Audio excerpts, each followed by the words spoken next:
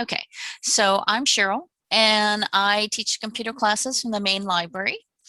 And today's class is part of the Computer Basics series, and it's what are all of those funny keys?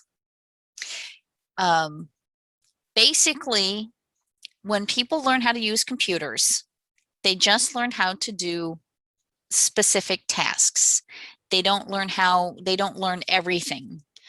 Um, so most people see all those funny keys, and if you've never had to use them before, you ignore them and you don't want to touch them because you're afraid of what they do.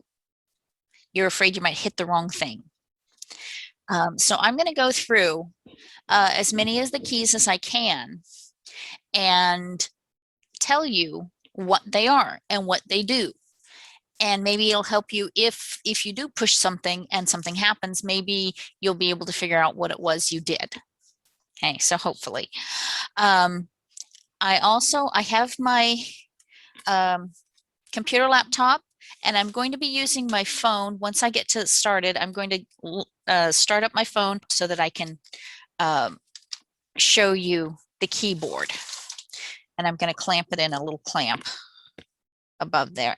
And I'm going to show you some on my laptop keyboard too, because there are sometimes ones on laptop keyboards that are not on a regular keyboard because they're designed to save space.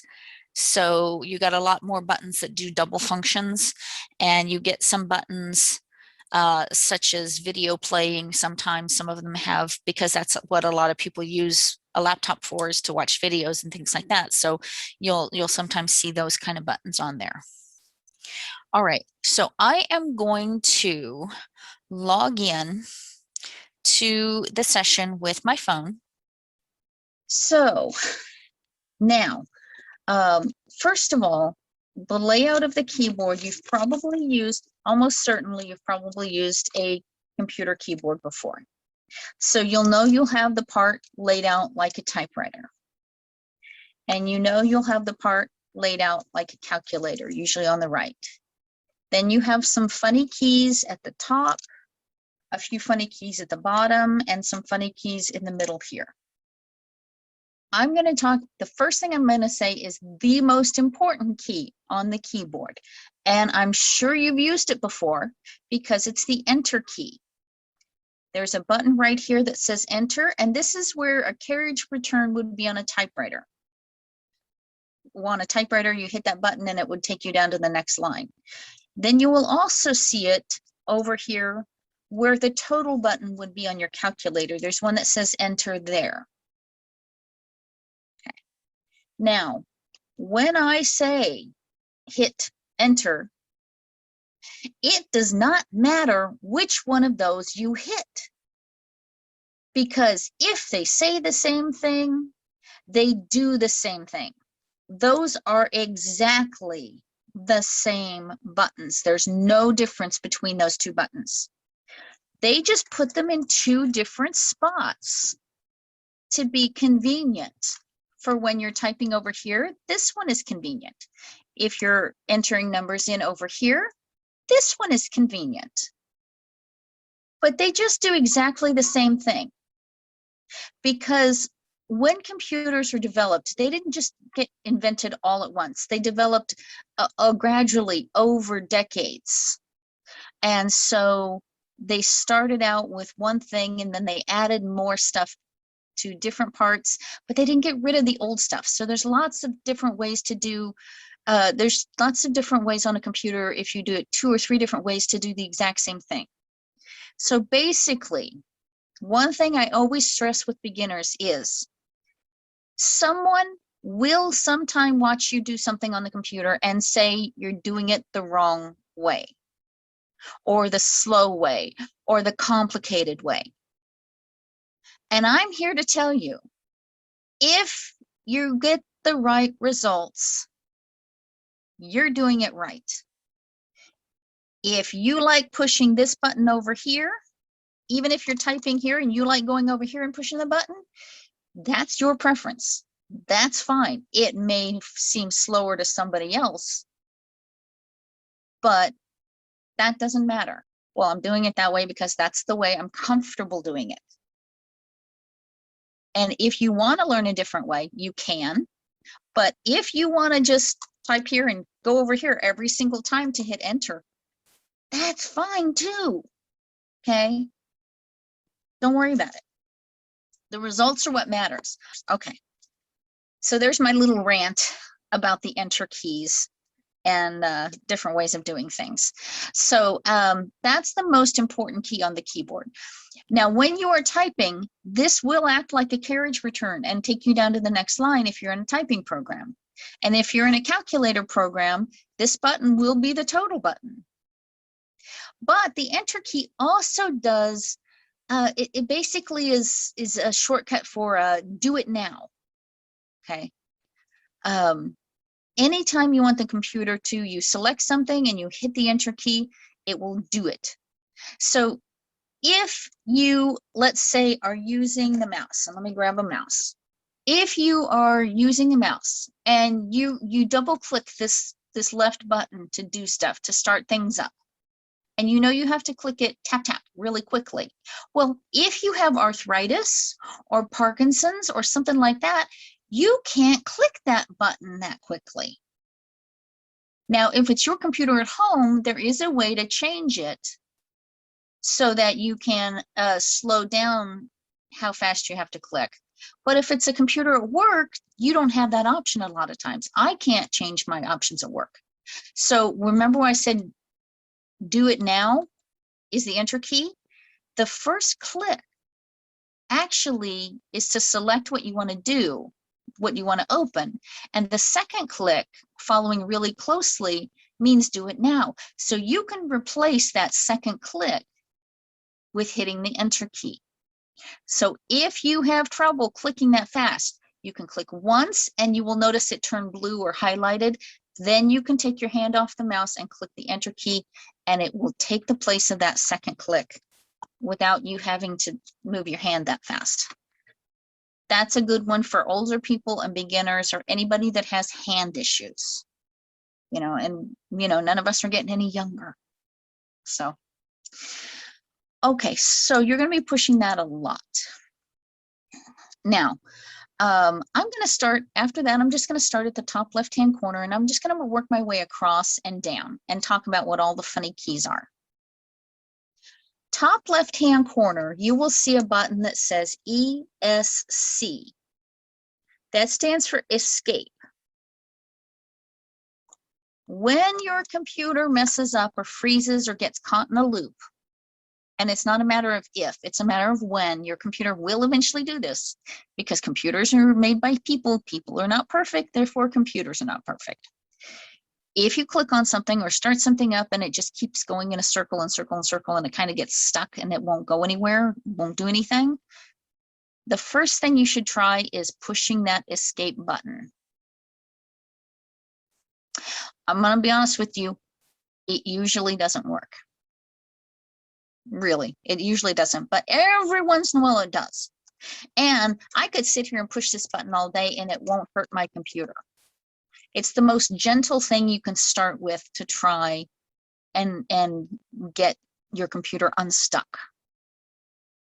If that doesn't work, then you can go on to something else, which I will talk about when we get down to the bottom keys here, because it involves a couple of these bottom keys. Okay. Now, across the top of your keyboard, you will probably see buttons F1 through F12. That F stands for the word function. Those are called your function keys. I cannot point to them and say this one does this and this one does this, because these buttons are basically like blank keys that the computer programmers can assign different functions to.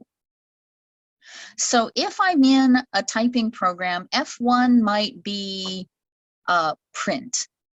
If I'm in an internet program, F1 might be something completely different.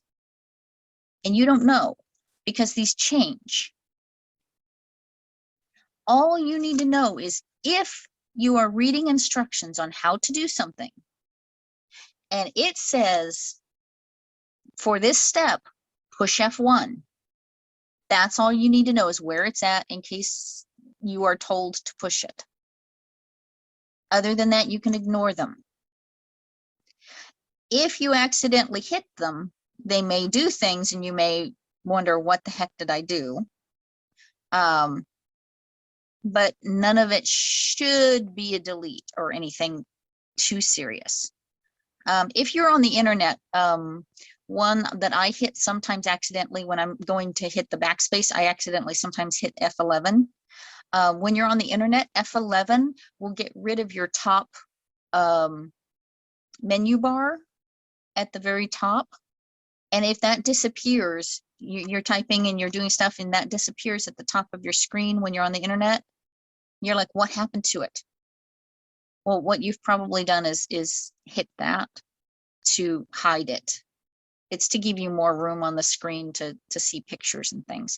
So all you have to do is hit it again and it will go back to normal. That's the one I accidentally hit most often, because I always hit it when I'm not looking, and I sometimes hit it when I go for the backspace or something like that.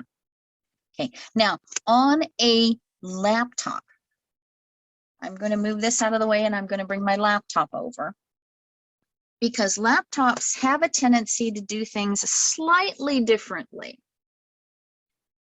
They still have the F1 through F12, but if you notice, the F1 through F12 are on buttons on this laptop with other symbols. If you have two symbols on the same button, it means that button can do both of those functions. It's a double duty. It does double duty. This can be my F3. That could be F3, or it could be raise my volume. This one, because this one has specialty buttons to increase or decrease the brightness of my screen, to fast forward and do my volume for playing videos and things. How do you get to that F3 then? Because if I just push that button, it's the top symbol. So that would be the volume button. On a laptop, usually at the bottom, you will see a button that says FN. That is to activate the function. So if I want this to be F3 instead of the volume, I will hold the button down, the function button, the FN button. I'll hold that down with my thumb and I'll push F3 with this finger while I'm holding this button down, and it will activate the F3 instead of the volume. Sometimes on laptops, you will actually see the FN button will be a different color. And then you will see different little things around the keys that are different colors. And that button is used to activate anything that's a different color. Mine is all silver and gray, but there's some of them I've seen where the FN is either orange or blue or red. And then the F1 through F12 are in that same color. That's just to kind of be a subliminal thing to show you that it ties together. And that's how they handle the function buttons on laptops usually. Okay. Now, what else have we got on that top row? We have 3 buttons: print screen, scroll lock, and pause break. I'm going to tell you right now, scroll lock and pause break, you will never, ever, ever use. I haven't used those in 20 years since I stopped taking computer coding classes, computer programming classes. These are left over from when we used to have, if you've ever seen one of those old computer movies from the 80s, you had just the lines of computer code scrolling up the screen, and they would just scroll and scroll and scroll, kind of like the Matrix. That's the buttons we used to stop them from scrolling. Pause would just temporarily pause it to let us look at it, and scroll lock would lock it in place so that we could actually edit the computer code. You're not going to do those, so you don't have to worry about them. Matter of fact, they probably won't do much of anything because you're not having anything that's scrolling. Okay. The one thing I do use sometimes is print screen. Print screen is how I make my handouts. What that does is it takes a snapshot of what's on your screen. And I'm going to get a handout that I have used, that I created using this. Okay. This is a handout that I created using this. And see how all of the little screenshots? That is the button I used to get the screenshots. And what that does is that button copies whatever's on the screen. And then you can go into whatever program you're using to type this handout up. Like Clip, yeah, it clips it. If you don't have a special software, it will just take a snapshot of the entire screen, everything. Our computer guys have loaded a special software on there that actually lets us, when we push that button, it lets us actually select a smaller part. And we have a little box maker that we can make a box around what we want to clip. But if you don't have a special software, that will just take a snapshot. It doesn't look like it does anything normally. You can push it, doesn't look like it does anything, but it took a snapshot of the screen and transfers it onto the clipboard. Then if you go into Microsoft Word and push the paste button, you will see that snapshot appear. And that is what I did for this. And I put it into a program called Publisher, which lets me put the words around it and put little arrows and things and add captions. It's called Desktop Publishing. And that's how I make my handouts when I have them. So you might not use that, but you might. You can also do a similar thing. It's now built into Windows. I think it got built into Windows 7 and now it's in Windows 10. It's called a snipping tool. If you, in the bottom left-hand corner of your screen, if you're using Windows, you might have a little search box. And it may say Cortana, it may say click here to search. If you click in there and and type the word snip, it will take you to a snipping tool that works the same way as this print screen button, but letting you only clip part of the screen, not the whole thing. But this button is still there because so many people are used to using it because it's been there for a long time, before they had the snipping tool built into Windows. Okay. Excuse me. All right, so I'm going to skip right down here to the delete key. Now, delete is the most dangerous key on the keyboard. Obviously, delete means throw it away. Okay. If you click on something and hit delete, you are throwing it away. Now, sometimes, depending on where you delete it from, you might be able to get it back. If you're in a program, like if you're in a typing program and you click on something and you hit delete, there in the top left-hand corner of the screen, there is usually, I'm trying to do this backwards. Okay, top left-hand corner of the screen, if you're using like Microsoft Word or something like that, it will have a little button going, it'll be an arrow in a backward circle. That's an undo button. So if you're in something like that and you hit delete accidentally, you might be able to use that undo button to undo the delete. If you have clicked on something on your computer and deleted it,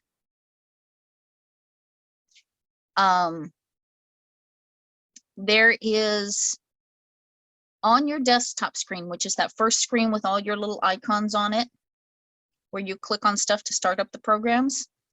In the top left-hand corner of that screen, if you're on your desktop, there'll be a little, like a little trash can, a little recycling can. If you delete something off your actual computer, it throws it in that little recycle bin first, which you can start that up, go in there, find it, and click on it, and there's a button that says restore, and it will put it back. Okay. If you are using a flash drive and you delete it off of here, it does not go into the recycle bin. If you accidentally delete something off of here, you will immediately stop using this, eject this before you pull it out, eject it, take it to a professional, tell them what it was that you accidentally deleted, and see if they can find it. Because when you delete things from a computer, they don't like disintegrate. They're still there. It's like throwing something in the garbage. It's still there until you pile other garbage on top of it, and it may get all messed up and not be retrievable anymore. So if you delete something accidentally from something like this, if you've not put any more garbage or any computer stuff on top of it, they may be able to get it back, maybe, but it's going to cost you, and it may not be possible. So that's the delete key. Now for the rest of these, I'm going to stop. I'm gonna like pause on these suckers for a second, and I'm gonna go back over here. So now you know the layout. This is like a typewriter. Whenever you're typing, by the way, you know that little blinking line that appears where your letters appear? That's where your letters appear. Backspace will erase anything to the left of that. And my left, I don't know if that's correct for your left or not. Delete will delete anything to the right of your cursor. So that's the two different ways to erase. Then you have the layout like a typewriter. The bottom row has some funny keys. Now the one in the middle, you probably know is called a space bar because it puts a space in between the words. And in computer terms, anything long and skinny is called a bar. So you'll have toolbars and taskbars and things like that. Scroll bars. If it's long and skinny, they call it a bar. And then before the word bar, they just put whatever it does. And so that puts a space, so they call it a space bar. To the left and to the right, you have some funny keys. Now, in the bottom row, for one thing, you will see on the left and on the right of the space bar, you'll see one that has this little weird symbol here.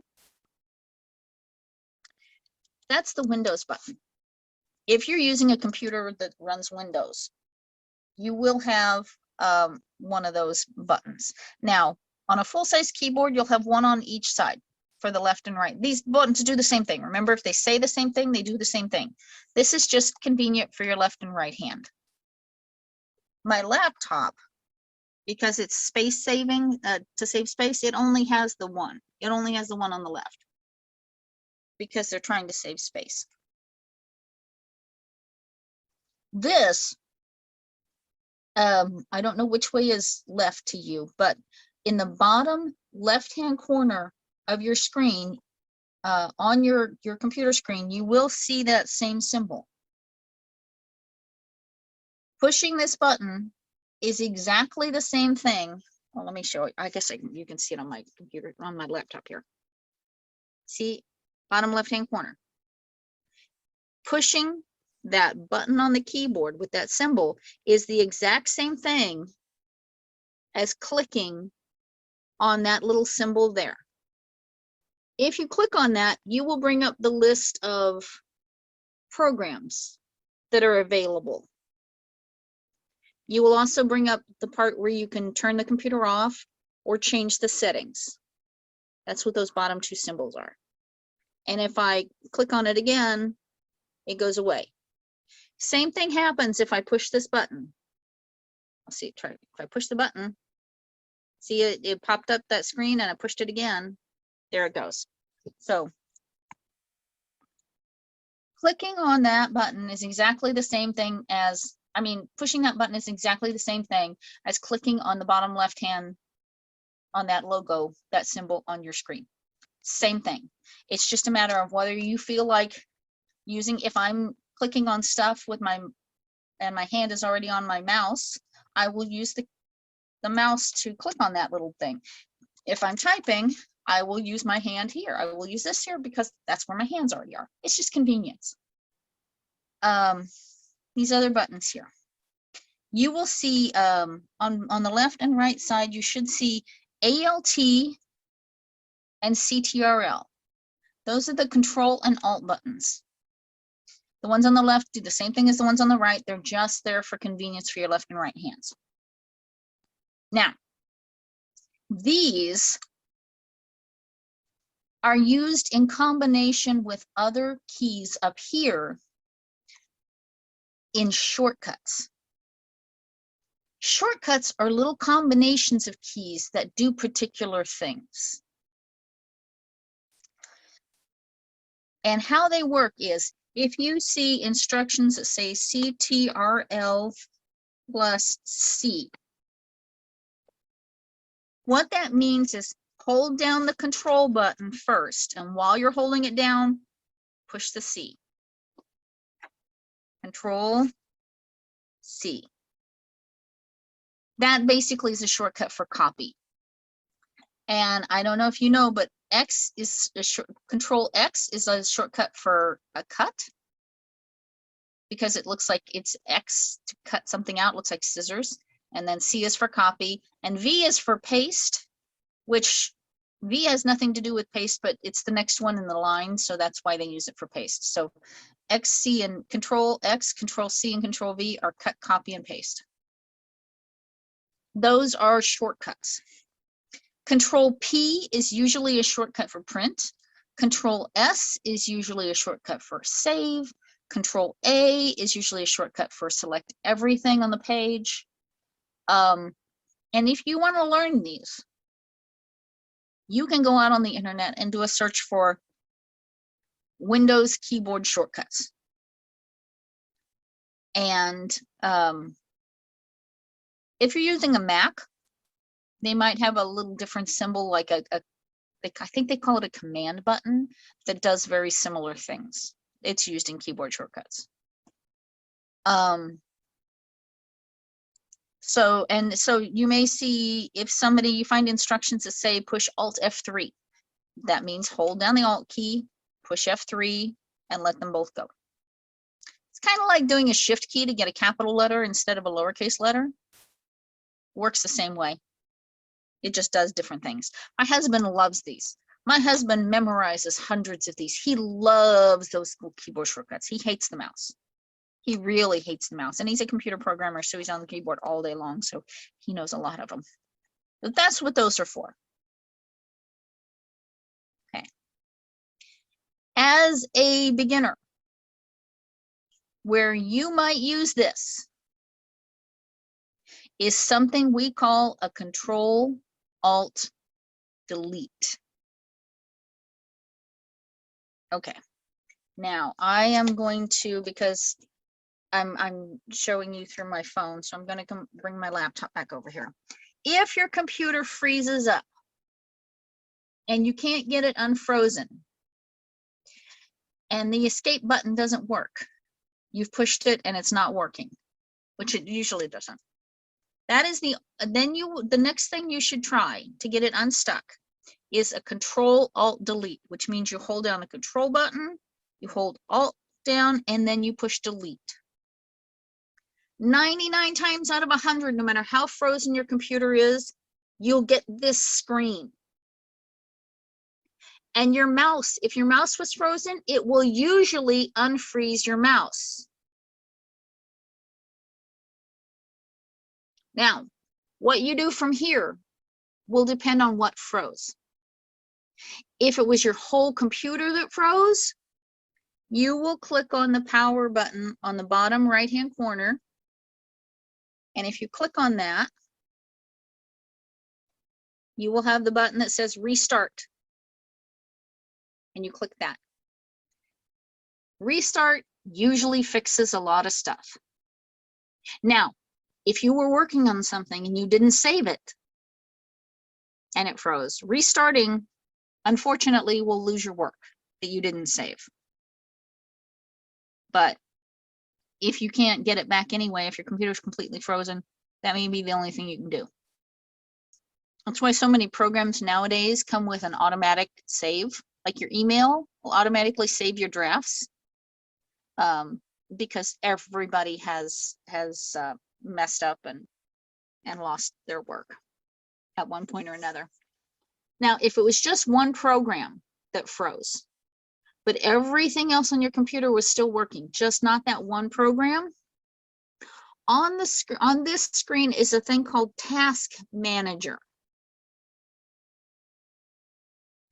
If you click that, it will bring up a task is a program that's running.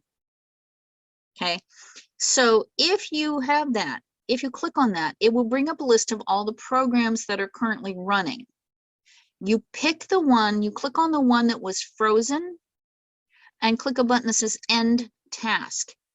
And it will force that program to shut down without you having to restart the whole computer. Sometimes it makes you do it a couple of times before it works, but then it will shut down that one program and then let you do what you need to do. And you can usually come back a little bit later and start it back up again. Or sometimes it may start up again after you restart the computer. Now, if you do that Control-Alt-Delete, and my delete is up here on this keyboard. If I did that Control-Alt-Delete and it did not bring up that screen, if my computer was so frozen that that screen didn't show up, that is the one and only time that I will hit my power button and hold the button down to turn my computer completely off with the button. You don't want to do that normally, because it won't go through its nice series of checks to make sure everything's okay before it shuts down.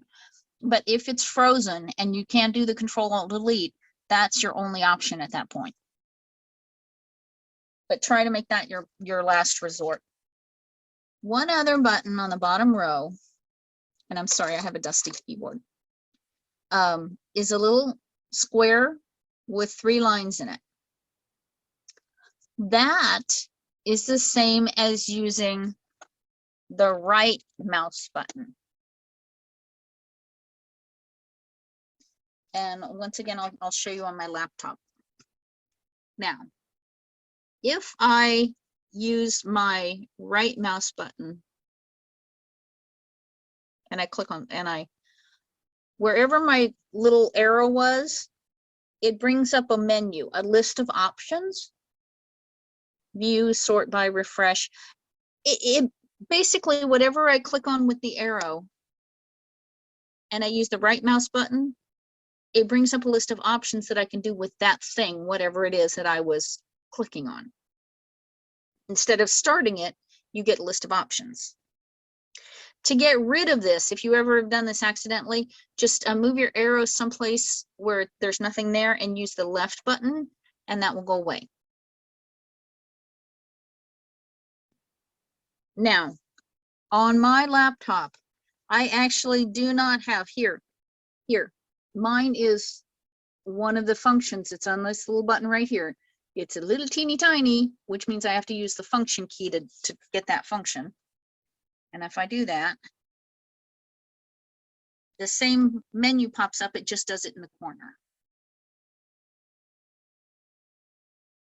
And once again, to get rid of it, I have to move the arrow somewhere where there's nothing there and use the left button to get it to go away.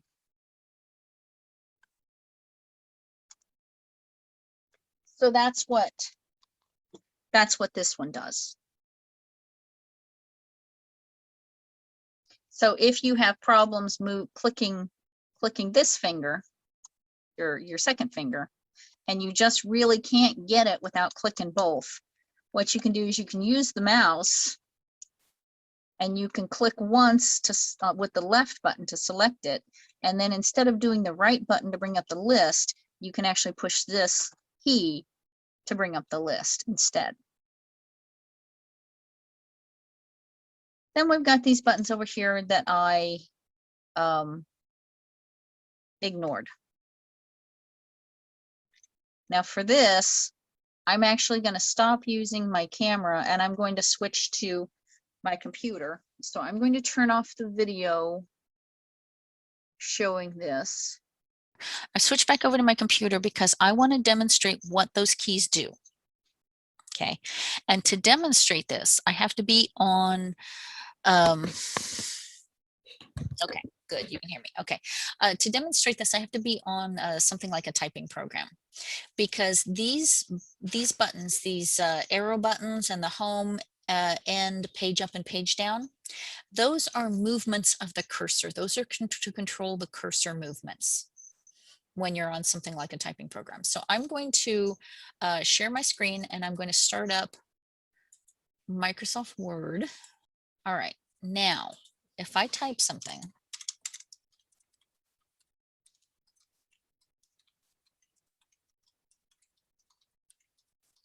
the aid of their country, and I'm going to make it a little bigger so it's pretty obvious on the screen. Okay, now the little blinking line is where the letters appear. That's your cursor. The arrows on my keyboard are to move that little blinking cursor up and down and left and right, one letter or one line at a time. If I use the up arrow, my cursor goes up to the right above it. If I use the down arrow, it goes back down to the next line. If I use the left arrow, left, right arrow, it goes right. So these are small movements of my my cursor. Now the home, end, and page up and page down are bigger movements. So home is the computer word for beginning. So watch it here, it's right here. And if I click home, it jumped all the way to the beginning of the line. If I click end, it jumps all the way to the end of the line. Page up will jump it to the top of the page.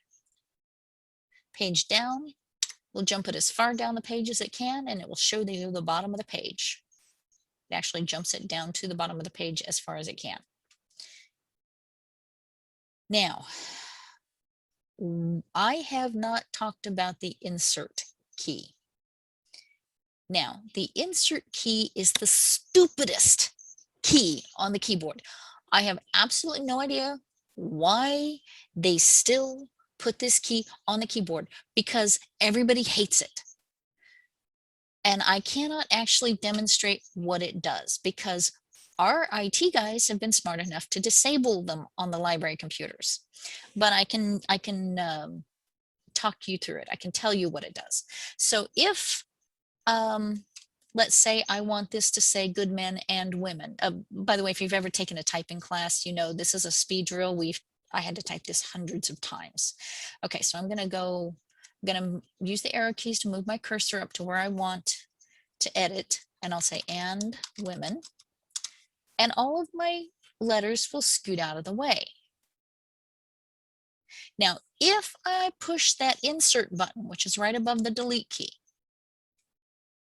So it's easy to accidentally hit. If you mean to delete one thing and you accidentally hit insert, you may not know it. But when it comes time to type again, the insert button turns off the process where the letters scoot out of the way, and it lets you type right over stuff, and it erases as you type, and there's no way to control it. If you type a letter, it will erase a letter, whether you want it to or not.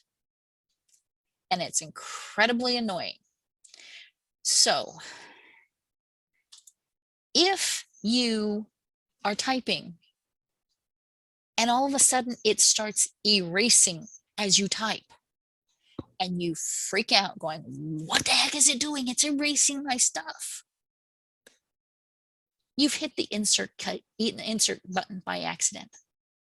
Hit it again and it will turn it off and go back to normal, and it will stop erasing. I don't know anybody who likes that key or who uses that key deliberately. Everybody's done that, and most people don't realize what they did when it happened. And it freaks you out the first time it happens because you don't know what happened. That's the insert button. Just hit it again and it will go back to normal. Okay. All right. So I am going to switch back to my phone so I can go back to the other keys. So what I've got left are these buttons on the right. And they look normal, like a calculator. And if you're using a calculator program, which every computer comes with a calculator program built in. If you can't find it, just click in the bottom or click on that little Windows symbol on the keyboard or in the bottom left-hand corner, and it will bring up a list of programs, and you can type the word calculator and it will be there. So this will work as a calculator. But if you notice, some of them have two things on them: 7 and home, 8 and up arrow, 9 page up. Remember what I said about the two things on one keyboard, like on my laptop? That means that it can do both of those functions. And normally it's the numbers. But if you push this button above the 7 called the num lock, that will turn the numbers off. And you may see that there's a little blue light right above it. If I click that, that light goes off. And now those numbers are no longer functioning. Now the 8 is, instead of an 8, it's an up arrow. The 2 is now a down arrow. This is insert, delete, enter, and all the other functions. So if you're ever typing numbers over here and the numbers stop appearing, and maybe your cursor starts jumping around, what you have done is you have accidentally hit the numlock button. Hit it again to turn the numbers back on, and you go back to normal. Okay, now, so that's all the keys on my keyboard. And like I said, there's a few more on my laptop that are specialized ones that are not normal buttons that I talked about. And on laptops, they may not be in the same spot. You know, they may be up here and smushed together and around this way, but all the buttons I went over should be there somewhere. Whether or not you have to get to them from the function, using that function button, or whether or not they're maybe moved, you know, up here instead of down over here. They should be there somewhere. Okay, so do you have any questions? Do you have a button that I didn't go over or that you're worried about?